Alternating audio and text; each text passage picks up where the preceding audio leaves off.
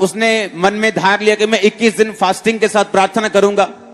और बाइबल कहती पहले ही दिन जब स्वर्गदूत उसको 21वें दिन आके मिला तो उसने कहा, स्वर्गदूत ने, जब पहले दिन तूने अपना मन लगाया था और अपने आप को दीन किया था ना, तो मैं, ए लड़के सीधा होके बैठ, सीधा होके बैठ, ए तू सीधा होके बैठ, चल सीधा होके बैठ, सीधा होके बैठ, चलो। उसने कहा पहले दिन, अपने पड़ोसी को बोलो कौन से दिन, कौन से दिन, पहले दिन। बाइबल कहती पहले ही दिन दूत ने कहा मैं उतर गया था और परमेश्वर ने मुझसे कहा कि देख डैनियल प्रार्थना कर रहा है, इसका उत्तर लेके जा। और बाइबल कहती है पहले दिन वो आया और रास्ते में शैतान ने उसे पकड़ लिया और डैनियल को आके 21वें दिन वो बता रहा है कि मैं जब आया तो फारस का प्रधान, ये प्रधान मुझे घेरे रहा। अब वो प्रधान कोई शारीरिक नहीं था, वो आत्मिक था। उसने कहा अब मैं तेरे साथ बात करके तुझे आशीष देके चला जाऊंगा और उसके बाद मिकाइल दूत के साथ मैं लड़ूंगा। और बाइबल कहती है जब वो दूत जाके स्पिरिचुअल रेलम में लड़ा, उस देश की गवर्नमेंट चेंज हो गई और वो राजा बदल दिया गया था। पहले आत्मा में हुआ, फिर शरीर में हुआ। दाऊद को मालूम था, आत्मिक लोगों को मालूम होता है। जो शारीरिक लोग हैं वो क्या सोचते हैं, अच्छा इस बार बारिश कम आई, अच्छा इस बार मेरे परिवार के साथ ऐसा हो गया, ओ इस बार मेरे घर में बरकत नहीं रही, ओ इस बार कुछ ऐसा फलाना ढिमकाना मेरे साथ हो गया। लेकिन जो आत्मिक लोग हैं वो इसे शारीरिक रूप में नहीं लेते। उन्हें मालूम होता है कि कुछ ना कुछ इसके पीछे आत्मिक कारण है और हमें उस कारण को ढूंढने की जरूरत है।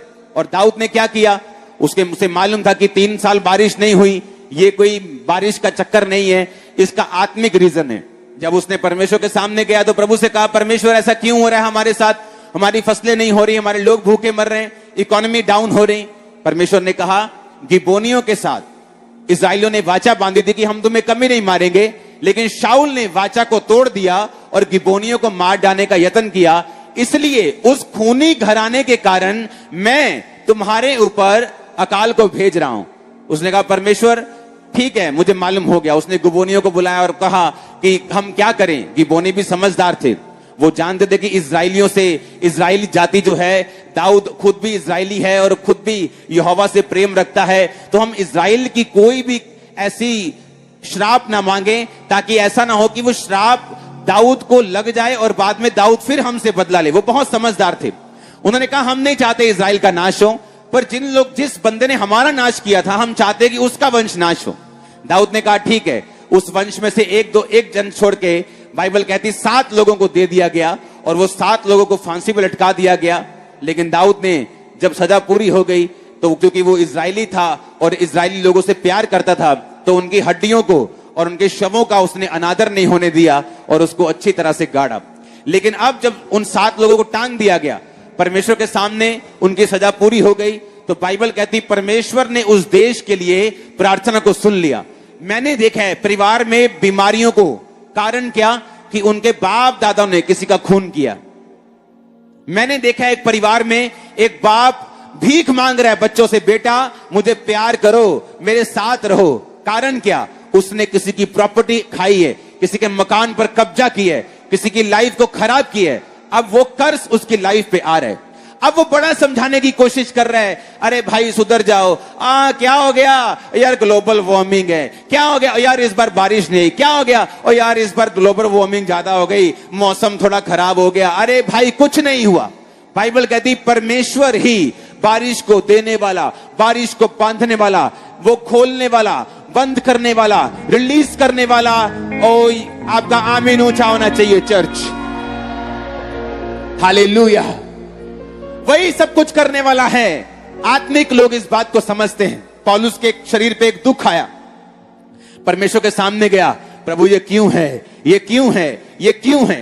परमेश्वर ने कहा पौलुस मैंने तुमको स्वर्ग दिखाया है, तुमको भेद की बातें दी जो तो बाइबल में लिख नहीं सकता, ऐसे भेद तुम्हें दिए। तुम घमंड में ना आ जाओ, मैंने तुम्हें एक कांटा चुभोया है, मेरा फजल तुम्हारे लिए काफी, मेरी सामर्थ निर्बलता में सिद्ध होती। अब पौलुस को समझ आ गया कि मेरे शारीरिक दुख का कारण आत्मिक है, कि परमेश्वर मुझे नाश होने से बचाना चाहता है। कई बार आप नाराज होते हैं, प्रभु ये आशीष मुझे अभी चाहिए, तू लेट कर रहा है, बाद में वीजा आया तो क्या फायदा, बाद में हीलिंग हुई तो क्या फायदा, बुढ़ापे में बच्चा हुआ तो क्या फायदा। लेकिन परमेश्वर को मालूम है कि उसने आपके लिए क्या, कब और कितना सोचा हुआ है। अगर हम अपनी लाइफ पर यह ध्यान दें कि जो कुछ भी हमारे साथ घटित हो रहा है उसका कारण आत्मिक है, उसका कारण शारीरिक नहीं है। मैंने ऐसे लोगों को देखा है जिनकी चर्च कभी सेट नहीं हुई, कभी चर्च सेट नहीं हुई। कारण क्या? जब वो अपने आत्मिक पिता की चर्च में जाते थे वहीं से रूहें चुराते थे, लोगों से बात करते थे, अच्छा मेरे पास आया करो, अपना टाइट हमें भेजा। तुम्हारे स्पिरिचुअल फादर को कोई फर्क नहीं, क्योंकि जब भी उसकी चर्च से लोग जाएंगे वो उसके लिए भेड़े नहीं बकरियां होंगी। जो भेड़े होंगी वो अपने चरवाहे को कभी नहीं छोड़ती। हालेलुया। और जब आत्मिक हमें रीजन समझ आता है कि चर्च में क्लीनिंग की जरूरत है, कौन करेगा? ऐसे लोग करेंगे। लेकिन जब वो अपनी चर्च शुरू करते हैं उनके साथ वही होता है जो वो अपने फादर के साथ करके आए थे। फिर वो बड़ी प्रार्थना करते हैं, बड़ी बड़ी प्रार्थना करते हैं, 40 रोजे रख रख के सूख जाते हैं, तब भी परमेश्वर सुनता नहीं, तो क्योंकि उस चीज का प्रायश्चित नहीं किया गया, उस चीज को सेटल नहीं किया गया, उस चीज की माफी नहीं मांगी गई, उस चीज के लिए प्रायश्चित नहीं किया गया, तो वो चीज कभी भी सेट नहीं होगी। वहां पर दाऊद ने ये नहीं कहा सब रोजे रख लो 40-40, प्रार्थना नहीं, प्रार्थना में रहेंगे, खुदा से मांगेंगे, ओ प्रभु जी आए, जो लोग करते। अच्छा यार, रो रो के प्रार्थना कर रहे हो, क्या हुआ? मेरा काम नहीं हो रहा। अच्छा यार, तुम तो वही था ना जो तुमने चोरी की थी। हाँ जी पाजी, की सी चोरी, प्रायश्चित किया था? नहीं, तो प्रार्थना किसी काम नहीं आएगी। दाऊद ने वहां पर प्रार्थना ने प्रायश्चित किया, गिबोनियों को बुला के पूछा मैं क्या करूं भाई साहब? उन्होंने कहा हम तुझे मारना नहीं चाहते, ना इजराइलियों पर कोई काम ऐसा हो हम चाहते हैं, लेकिन इसके वंश के 7 लोग हमें दे दो। उन्होंने दे दिए। जैसे ही वो खत्म हुए परमेश्वर ने आकाश खोल दिया। अब हमें यह बात समझने की जरूरत है कि जो कुछ भी शारीरिक रूप में हो रहा है उसका कारण आत्मिक है, उसका कारण आत्मिक है। अगर किसी के घर में बरकत नहीं तो आत्मिक कारण यह है कि वो कभी भी टाइथ नहीं देता, वो बीज नहीं बोता, बरकत नहीं आएगी। आप प्रार्थना कर लो। बाइबल कहती एलिया के पास एक औरत आई, कहती मेरा पति भविष्यद्वक्ता तेरा चेला था। इमेजिन करो, अलीशा ऐसा व्यक्ति था जिसकी हड्डियों से मुर्दा, अलीशा की हड्डियों से मुर्दा जाग गया था।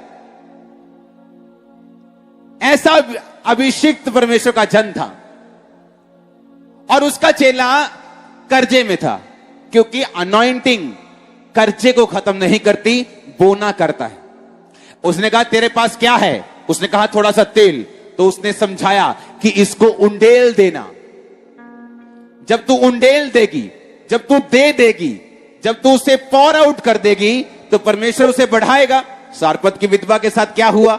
उसने कहा मेरे पास एक कुप्पी तेल, एक मुट्ठी रोटी है, बस कुछ नहीं, हम खा के मरने वाले हैं। उसने कहा ऐसा करिए मुझे दे। उसने जब वो बो दिया, परमेश्वर ने उसको दिया। जब कारण समझ आएगा आत्मिक कारण क्या है, उस गरीबी का, उस अकाल का, उस फेमिन का, उस बीमारी का, उस कलेश का। कई लोगों को आदत है घरों में लड़ाइयां डालने की। सास को आदत है कि अपने बेटे के कान भरी जाने, भरी जाने, भरी जाने। क्या तुम चाहती हो तुम्हारा बेटा उसे तलाक दे दे? नहीं। तो फिर कान भरने का क्या फायदा? वही चीजें तुम्हारी बीमारी बन के आ रही, वही चीजें तुम्हारी बेचैनी बन के आ रही, क्योंकि जो तुम बो रहे हो वो तुम काट रहे हो, और तुम्हारे जो जीवन में चल रहा है उसका एक आत्मिक कारण है। अगर नहीं ढूंढोगे, रेक्टिफाई नहीं करोगे, उसे क्लीन नहीं करोगे, उसे साफ नहीं करोगे, उसे मिटाओगे नहीं, वो चीजें बनी रहेंगी। यूसुफ के टाइम में 7 साल तक अकाल चला। दाऊद के टाइम में भी हो सकता था 1 साल उसको नहीं समझ आई, बारिश नहीं हुई, बादल नहीं आए। दूसरे साल भी नहीं समझ आई। जब तीसरा साल बारिश नहीं हुई फिर उसको समझ आई नहीं, इसका कोई रीजन है, मुझे प्रार्थना में जाना है। आप समझते जाओ ठीक है, ये तो मेरा कोई शारीरिक कारण होगा, ये तो ऐसे ही हो गया, ये तो दुनियादारी है, ये तो चलता है। चलता वलता कुछ नहीं। आप नहीं समझोगे तो सफर करोगे, नहीं समझोगे तो हम फिर पड़े रहेंगे उसी बीमारी में, उसी कलेश में, उसी गरीबी में। क्योंकि मस्सा, अनॉइंटिंग आपके कर्जे को खत्म नहीं करती, पर उस अनॉइंटिंग के ऊपर बोया गया आपके कर्जे को फिनिश करता है। जब लोग अनॉइंटेड चर्चिस में जाते हैं, अभिषिक्त चर्चिस में जाते हैं, क्यों उनके कर्जे खत्म होते हैं? इसका कारण यह नहीं है कि वो चर्च अनॉइंटेड है, इसका यह कारण है कि उस अनॉइंटेड चर्च में उन्होंने बोया है। बिना अनॉइंटिंग के जब आप बोते हैं तब भी फल कम आता है, जहां अनॉइंटिंग काम करती हो वहां बोना हो तो फल भी ज्यादा आता है। इसीलिए जब लोग चर्च में आते और बोते हैं उनके कर्जे खत्म होते हैं, क्योंकि आपको यह बात समझ आनी चाहिए, मेरे साथ जो भी हो रहा है, जो भी मेरे साथ घट रहा है, उसका कारण आत्मिक है। बोलो आमीन।